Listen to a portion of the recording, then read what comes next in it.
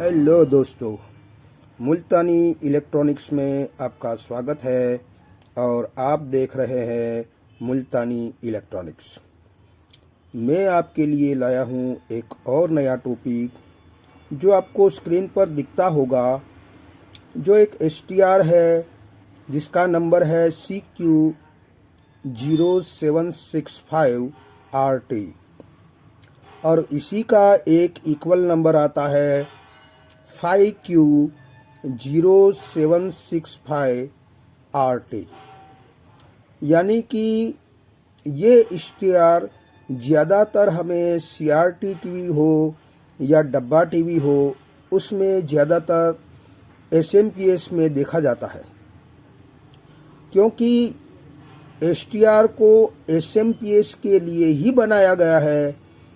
इसीलिए हमारे पहले वाले डब्बा टीवी हो या CRT टीवी हो, उसमें ज़्यादा से ज़्यादा इस्तेमाल होते हुए देखा है।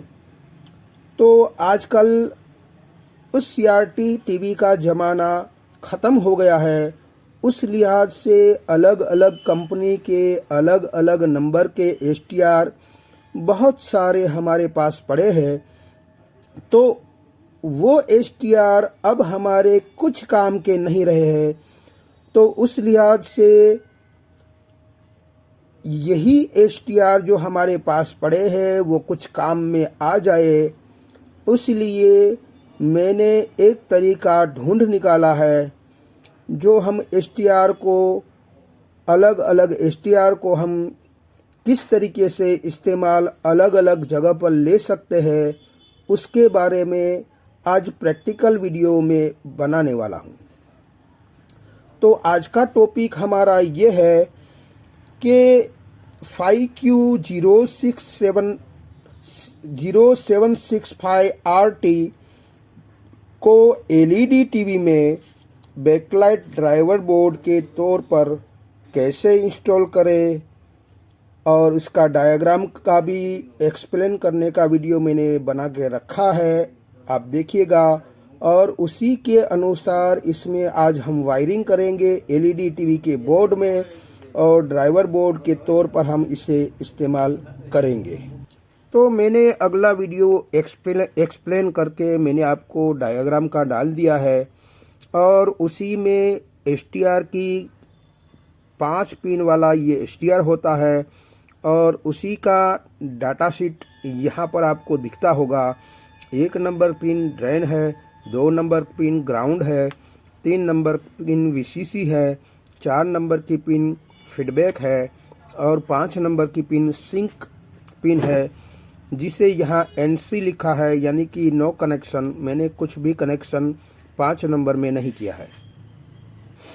अब मैं आपको दिखाता हूँ कि ये जो डायग्राम मैंने आपको एक्सप्लेन किया था, उसी के मुताबिक अगर हम वायरिंग करते हैं तो हमारा ये वर्क करता है या नहीं, वो मैं आपको प्रैक्टिकल करके दिखाऊंगा, और वायरिंग का कनेक्शन भी दिखाऊंगा कि कौन सा वायर कहाँ कहाँ पर दिया गया है। यानी कि इस डायग्राम के मुताबिक ही है ना, वो हमें देखना है। इसी डायग्राम के मुताबिक मैं आपको कनेक्शन किया हुआ बताऊंगा और समझाऊंगा भी, और मैं आपको LED ग्लो करके भी दिखाऊंगा।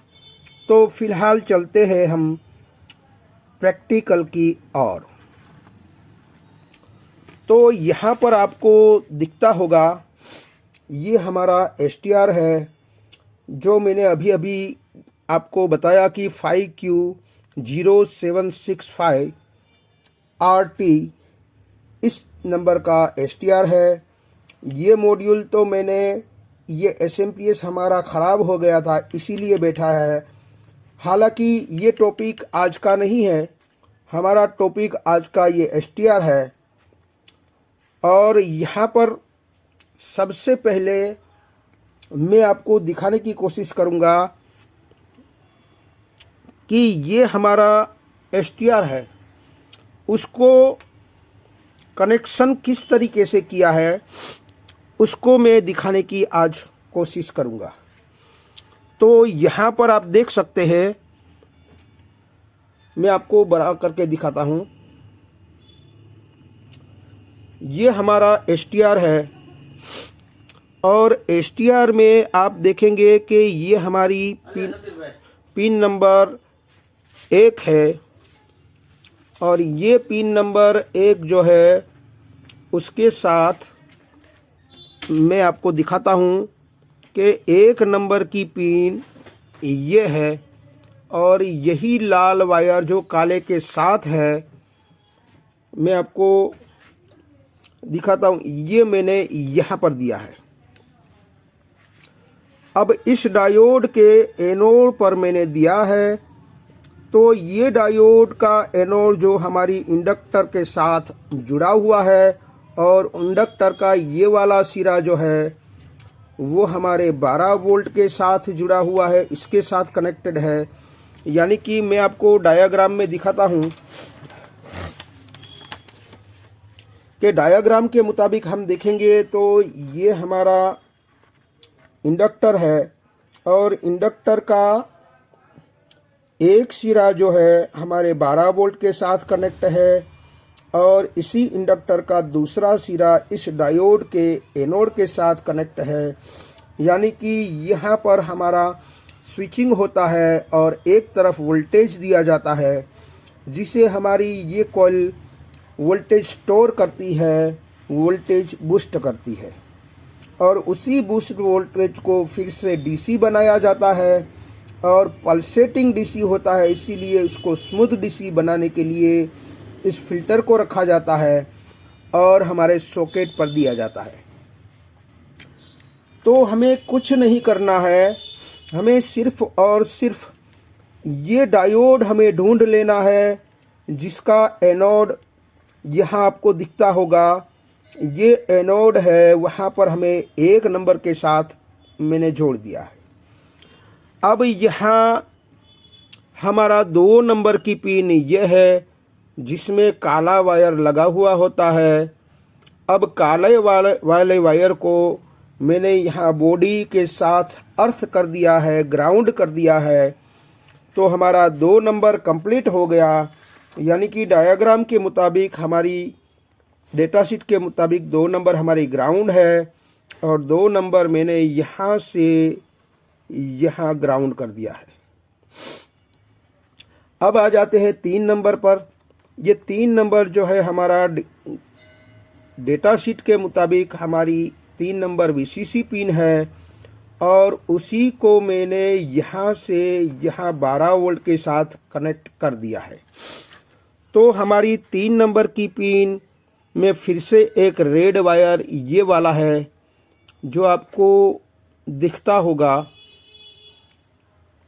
मैं और बड़ा करके दिखाता हूँ कि ये हमारा 3 नंबर है जिसके साथ रेड वायर कनेक्टेड है और यही रेड वायर यहाँ से यहाँ 12 वोल्ट जो हमें यहाँ मिलता है, ये 12 वोल्ट मिलता है, उसके साथ 3 नंबर कनेक्ट कर दिया है। अब आ जाते हैं हमारे 4 नंबर की ओर। तो 4 नंबर में आप देखेंगे कि ये हमारा 4 नंबर है और 4 नंबर के साथ एक 220 ओम्स का रजिस्टर ग्राउंड कर दिया गया है और एक डायोड लगाकर हमारे ग्रीन इंडिकेटर पर दिया गया है। तो अब हम यहाँ पर आ जाते हैं कि ये हमारा 1 नंबर, 2 नंबर, 3 नंबर और 4 नंबर की पिन पर यहाँ पर आप देखिएगा तो एक डायोड लगा हुआ है और वहाँ मैंने एक वायर कनेक्ट कर दिया है और वहाँ से 220 ओम्स का रजिस्टर मैंने ग्राउंड कर दिया है। ये ब्लैक वायर जो है हमारा वो ग्राउंड के साथ अटैच है, यानी कि ग्राउंड के साथ कनेक्टेड है। तो मैंने यहाँ पर आपको ग्राउंड होता हुआ दिख रहा होगा तो ये रजिस्टर मैंने यहाँ से 4 नंबर की पिन से मैंने ग्राउंड कर दिया है और यहाँ पर हमारा ग्रीन इंडिकेटर होता है। तो 4 नंबर की पिन के साथ ये डायोड कनेक्टेड है और 4 नंबर की पिन से मैंने एक 220 ओम्स का रजिस्टर भी ग्राउंड कर दिया है और एक वायर लगा दिया है जो हमारे ग्रीन इंडिकेटर पर दिया जाता है। यानी कि मैं आपको पीछे की साइड दिखाना चाहूँ तो आपको मैं बड़ा करके भी दिखा सकता हूँ। यहाँ आपको दिखता होगा कि एक हमारा यहाँ पर देखिए तो 5 वोल्ट है, या 2 नंबर की पिन जो है हमारी रेड इंडिकेटर है और 3 नंबर की पिन जो आपको दिखती होगी तो ये हमारी ग्रीन इंडिकेटर है। तो ग्रीन इंडिकेटर कब होता है किसी भी एलईडी टीवी में? तो ग्रीन इंडिकेटर हमारी स्टैंड बाय ऑन करने के बाद ही हमें ग्रीन इंडिकेटर ऑन होती हुई मिलती है। यानी कि टीवी को स्टैंड बाय ऑन करने के बाद स्टैंड बाय रिलीज करोगे तब हमारा ग्रीन इंडिकेटर होता है और उसी इंडिकेटर पर तब भी वोल्टेज आता है जब हम स्टैंड बाय ऑन या स्टैंड बाय रिलीज करते हैं। तो जैसे ही रिलीज करते हैं तो हमें यहाँ इस पॉइंट पर 3.3 वोल्ट मिलता है और इस डायोड के थ्रू पिन नंबर 4 में चला जाता है और उसी 3.3 को फिर और कम करने के लिए मैंने 220 ओम्स का रजिस्टर लगाया है।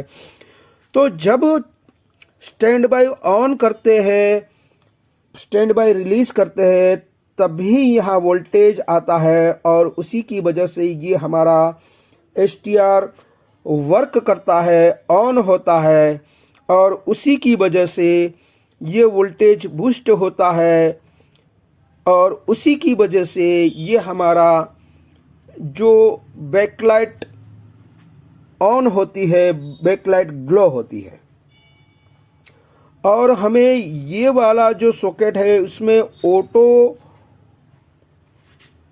ऑटो आउटपुट देता है। यानी कि ऑटोमेटिकली आप जितना भी लोड दोगे, चाहे 18 वोल्ट का लोड दोगे, चाहे 25 वोल्ट का लोड दोगे, चाहे 30 वोल्ट का लोड दोगे, चाहे 35 वोल्ट का लोड दोगे, तो उसके अनुसार अपने आप एडजस्ट करने का काम ये ऑटो आउटपुट करता है।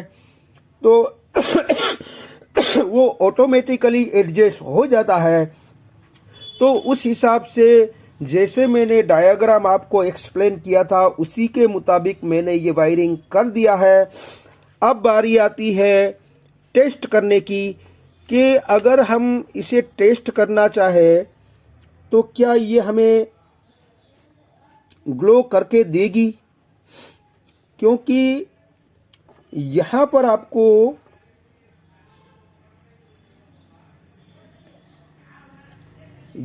आपको दिख रहा होगा कि यहाँ पर मैंने एक 8 एलईडी 3 वोल्ट, यानी कि ये स्ट्रिप हमारी 24 वोल्ट की है, तो क्या ये ग्लो करवा पाएगी?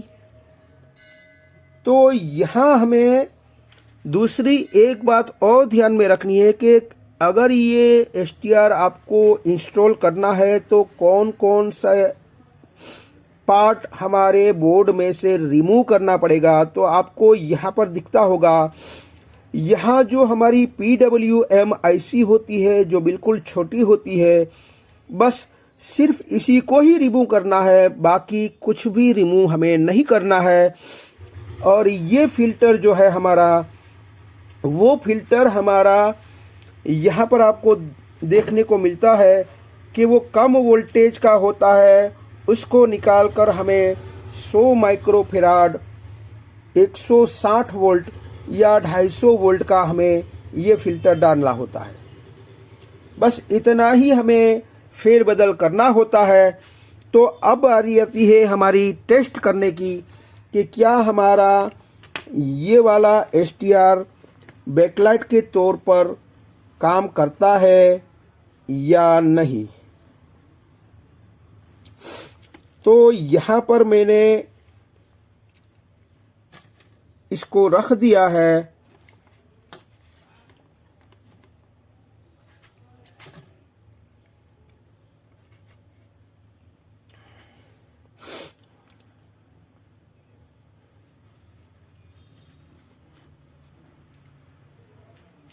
अब मैंने रख दिया है। अब हम इसको ऑन करवाएंगे, यानी कि स्विच ऑन करेंगे। तो जैसे ही मैं स्विच ऑन किया तो आपको दिखता होगा यहाँ पर हमारा रेड इंडिकेटर जल उठा है, मगर हमारी एलईडी ग्लो नहीं हुई है। अब जैसे ही हम स्टैंड बाय ऑन करवाएंगे और स्टैंड बाय ऑन करवाने के बाद अगर हमारी एलईडी ऑन हो जाती है तो हमारा सक्सेसफुल तरीके से ये हमारा एसटीआर इंस्टॉल हो चुका है। तो अब हम इसे ऑन करवा के देखते हैं, यानी कि मैं स्विच को यहाँ पावर ऑन की है, जो मैं दबाऊंगा तो यहाँ पर आपको दिख रहा होगा ये हमारा रेड इंडिकेटर बंद हो गया और हमारी एलईडी ऑन हो गई। आपको दिखता होगा ये हमारा कनेक्शन इसके साथ इस एलईडी का जुड़ा हुआ है। अब हम फिर से ऑफ करते हैं और फिर से ऑन करते हैं तो हमारा रेड इंडिकेटर यहाँ आपको जलता हुआ दिखता होगा। अब फिर से हम ऑन करवाते हैं तो यहाँ पर हम फिर से पावर ऑन की दबाएंगे तो यहाँ आपको देख सकते हैं हमारा रेड इंडिकेटर बंद हो गया है और हमारा एलईडी जल उठा है। तो क्या देखा आपने, मैंने फिर से बंद कर दिया है। क्या देखा आपने कि ये सक्सेसफुल तरीके से हमें रिजल्ट देता है और हम इस तरीके से हमारे सीआरटी के एसटीआर को, अलग अलग एसटीआर को हम इस तरीके से यूज़ में ले सकते हैं। और मैंने और भी एसटीआर के वीडियो आपको दे दिए हैं, कुछ इस तरीके से ड्राइवर बोर्ड के तौर पर इस्तेमाल करके, ताकि आपके सीआरटी के जो भी एसटीआर पड़े हैं वो कुछ काम के नहीं है, उसको सही तरीके से यूज़ में इस तरह से लिया जा सकता है। तो आई होप कि ये वीडियो कुछ आपकी समझ में आया होगा। अगर ये वीडियो आपकी कुछ समझ में आया है तो मेरी चैनल को लाइक कीजिए, सब्सक्राइब कीजिए, बेल आइकन को प्रेस कीजिए और खुश रहिए। शबा खैर।